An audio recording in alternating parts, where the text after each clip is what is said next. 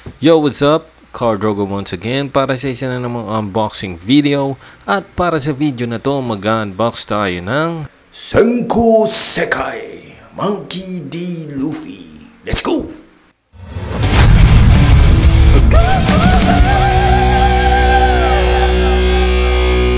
So, ito na nga guys, buksan na natin to. So, kung napansin nyo kanina sa box design, meron siyang kasamang raw blue cheek. Unfortunately, hindi naman ako naka-order na itong raw blue cheek, kaya hindi natin siya mapagtatabi, sayang. So, ito, nalabas na natin siya. So, meron lang siyang 1, 2, 3 na parts. So, unang part yung base, yan. Tapos, meron tayo nito, yung parang effects. At ito yung ating mismong figure, maliit lang siya, no? Yung ating Gear 5 Luffy.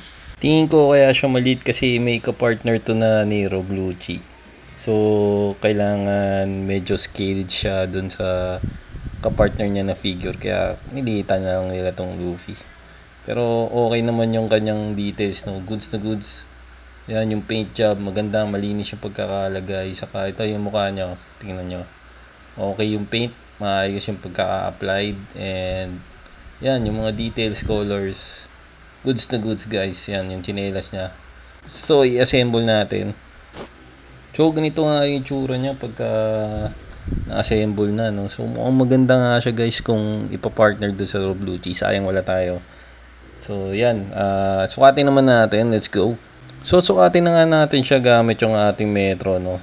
Yung height niya is around 5.5 to 6 inches. Tapos yung lapad niya naman ay around ganun din.